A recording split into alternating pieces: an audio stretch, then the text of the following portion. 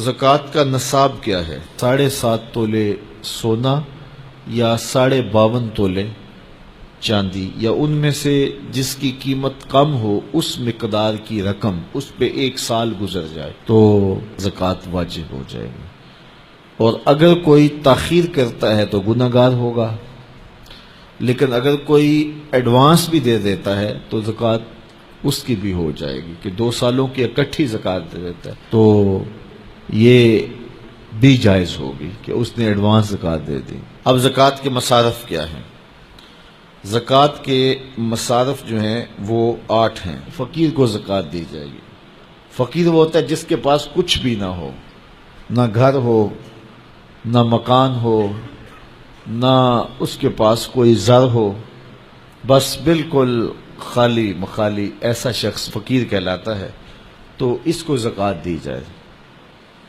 دوسرا مصرف مسکین ہے۔ مسکین ایسے شخص کو کہتے ہیں کہ جس کے پاس اپنا ذاتی گھر تو ہے اور تھوڑا بہت کام کاروبار بھی ہے، بچوں کی روٹی روزی بھی چلتی ہے، لیکن اس کے پاس اتنے پیسے جمع نہیں ہوئے کہ وہ نصاب کی ملک تک پہنچیں، یعنی 7.5 تولے سونا یا 52.5 تولے چاندی، یا ان دونوں میں سے کسی ایک کی قیمت اس کے پاس نہیں ہے، تو وہ مسکین کہلائے گا، تو وہ بھی زکوٰۃ کا مستحق ہے۔ تیسرا رقاب، یعنی غلام کو آزاد کرنے کے لیے اس کو زکوٰۃ دی جا سکتی ہے تاکہ وہ اپنی قیمت دے کر کے اپنے آقا سے اپنی جان چھڑا لے۔ اور چوتھا غارم۔ غارم وہ ہے جو قرضے تلے دب گیا ہے اور اس کے پاس قرضہ اتارنے کے لیے کچھ نہیں ہے، تو اس مقروض کا قرض اتارنے کے لیے اس کو زکوٰۃ دی جا سکتی ہے۔ 5واں شخص فی سبیل اللہ۔ فی سبیل اللہ وہ شخص ہے کہ جو اللہ کی راہ میں نکلا ہوا ہے، جو مدارس دینیہ کے طلبہ ہیں وہ بھی زمرے میں آتے ہیں، ان کو زکوٰۃ دی جا سکتی ہے۔ اور 6واں شخص ابن السبیل، مسافر۔ مسافر کو زکوٰۃ دی جا سکتی ہے، اگرچہ وہ مالدار ہے لیکن جب وہ سفر میں آیا تو اس کے پاس کچھ نہیں ہے، تو اب وہ ضرورت مند ہو گیا، مال تو اس کے علاقے میں ہے، تو اب اس کو زکوٰۃ سے آپ مدد کر سکتے ہیں۔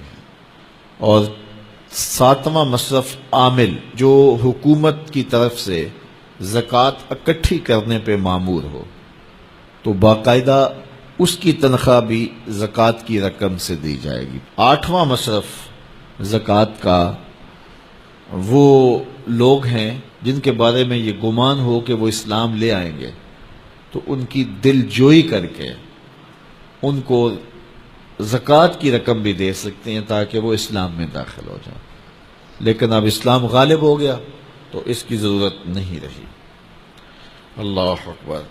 تو یہ 40واں حصہ ہے زکوٰۃ کا، یعنی 100 میں سے 2.5 روپے راہ خدا میں۔ ان مصارف میں سب کو بانٹ کر بھی دیے جا سکتے ہیں، کسی ایک مصرف کو بھی دیے جا سکتے ہیں۔ حضرت شیخ احمد مجدد الف ثانی علیہ رحمہ مکتوبات میں لکھتے ہیں، جب دین کا انہدام ہو رہا ہو، جب دین کی قدریں پامال ہو رہی ہوں، تو اس زمانے میں راہ دین میں ایک دانگ خرچ کرنا، ایک پائی خرچ کرنا، دیگر مدات میں لاکھوں روپے خرچ کرنے سے افضل ہے۔ میرے حضور نے فرمایا، میں قسم اٹھا کے، رب کی قسم اٹھا کے میں کہتا ہوں، ایک تو میرا کہنا کافی ہے، پھر میں محمد رب کی قسم اٹھاؤں تو پھر کتنی بڑی بات ہوگی۔ فرمایا، میں محمد رب کی قسم اٹھا کے کہتا ہوں کہ صدقے سے مال کم نہیں ہوتا۔ تمہارا اکاؤنٹنٹ کہتا ہے کہ اتنے کم ہو گئے، تمہارا کیلکولیٹر حساب دیتا ہے کہ اتنے کم ہو گئے، لیکن تمہارا رسول کہتا ہے قسم ہے نہیں کم ہوں گے۔ اب جس نے تجربہ کرنا ہو وہ تجربہ کر کے دیکھ لے، خدا کی راہ میں دیا گیا کبھی بھی کم نہیں ہوتا، صدقے سے مال بڑھتا ہے، مال میں اضافہ ہوتا ہے، مال میں برکت ہوتی ہے۔ اس لیے اللہ کی راہ میں خرچ کرو، نفلی طور پر بھی خرچ کرو، اور جو وجوبی صدقات ہیں ان کو بھی ادا کرو تاکہ اموال پاک ہو جائیں، ستھرے ہو جائیں۔